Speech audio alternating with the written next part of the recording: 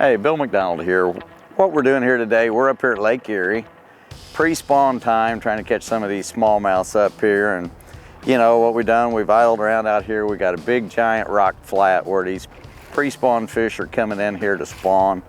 And we're just, like I said, we've played around with electronics trying to find out water temperature is a key. You know, we're up here and we're the mid 49 degree, close to 50 degree temperature.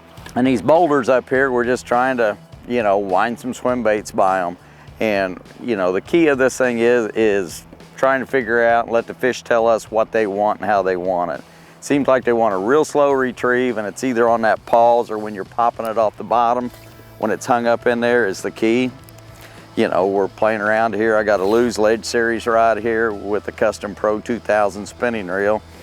And it's got an awesome drag system. And like I said, we're throwing Seaguard 20-pound flash green line with an 8-pound Tatsu leader on it. And just trying to, like I said, figure out what we got to do here to trigger some strikes. We've had a few here today, and these fish are moving in. So, like I said, with the good electronics, the mapping system, we can find these boulders and find out where these fish are trying to position themselves here.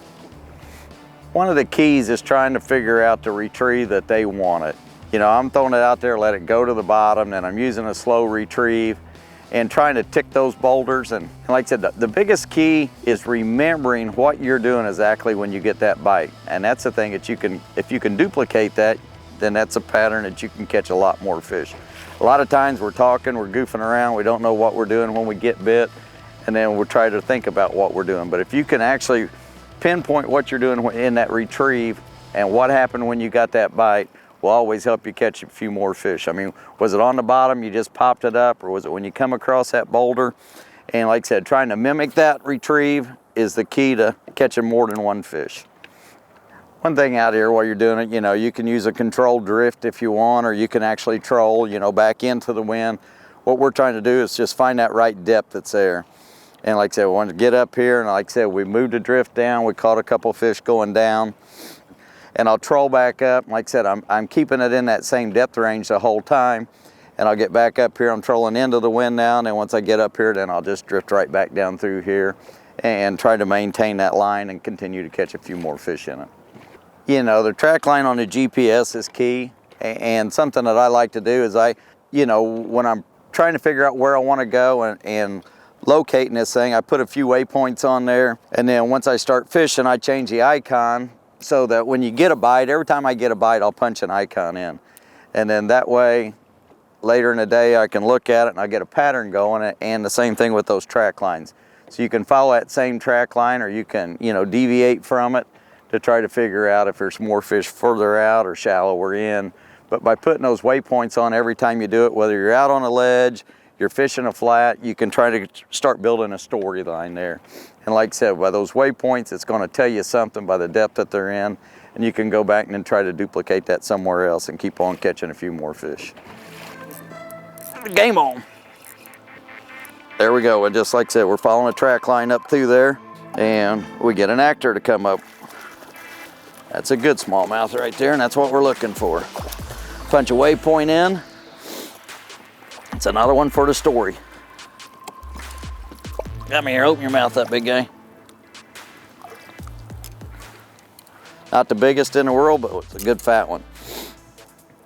You know, we're throwing this Rage Swimmer here. And like I said, that's a good quality fish right there anywhere you go. But one of the keys that we're doing here on this deal is I got this Rage Swimmer, and I got on a round ball head there. And then I use the Rapid Fishing Hook Awl. It's a micro edition tool. Put that disc on there, and you can see it didn't pull that bait down any at all. So that little disc right there will help you save some baits, and it'll keep you from super gluing your fingers to yourself there. So it's one of the keys right there that we're doing. Let's go out here and catch us another one. One thing to vary the action of your bait, you know, you can twitch your rod, you can do a lot of different things, but a lot of times I try to vary that bait, make it do something a little different just with the reel itself. I mean, you can do that slow, steady retrieve, you can kill it, or you can maybe crank it a couple times a little quicker, and it just gives that bait a little bit more action and just to help trigger that strike. A lot of times them fish are looking at it, waiting for it to do something different. So give them something different. Twitch that rod, or like I said, just vary that retrieve with the reel itself. So that's one way, like I said, that you can trigger a couple more strikes. You know, one of the keys on the swim bait today anyway is keeping that thing close to the bottom. So a mistake a lot of people make is they start winding it way too early. When you throw it out there, let that bait go till your line gets that slack in it. Once it gets a slack, you know you're on the bottom. Then just do that slow retrieve. And like I said, you can twitch it and sometimes just pause it, let it go back, let that line get slack again so you know you got that bottom content. And just like I said, you want to maintain control on the bottom there. You know, one of the keys is using a high vis line. You know, a lot of times, like I said, throwing just straight fluorocarbon's good, but the fluorocarbon's so daggone clear you can't see it a lot of times.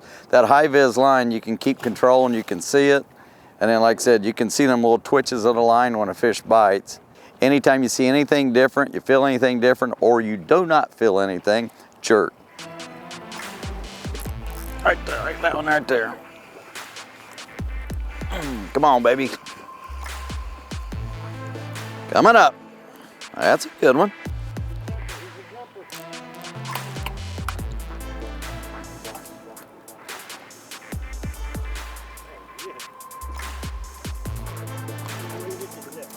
I get him. Yeah.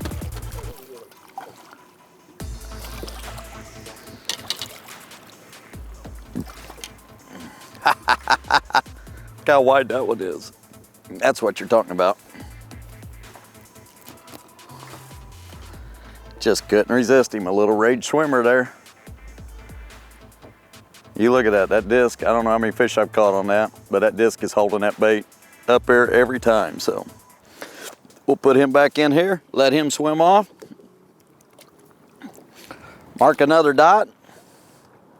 Keep the story going. And you look at that bait. Look how chewed up that bait is. You know what? I think it's got another one in its history. You know, on this flat out here, there's a lot of different ways you can fish it. You could drag a tube, you can do a lot of different things out here, but what we've chosen to do is try to cover it a little quicker with the swim bait. You can keep a bait moving down through here and bouncing it across the top of these big giant boulders. And like I said, we can cover more water quicker and then just maximize our time that we're out here.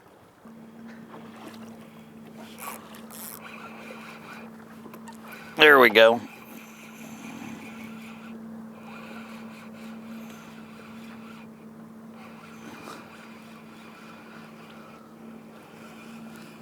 Come on up here, brown guy.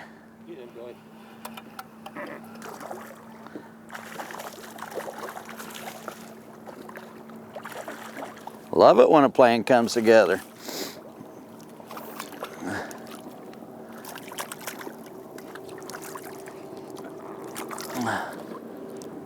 That's the kind you want right there. He didn't like that rage swimmer, did he? Just choked it right down there, stuck in the roof of his head. Perfect. Another Lake Erie football. See if we can't go back out here and get us another one. Come on, big guy, swim off there easy.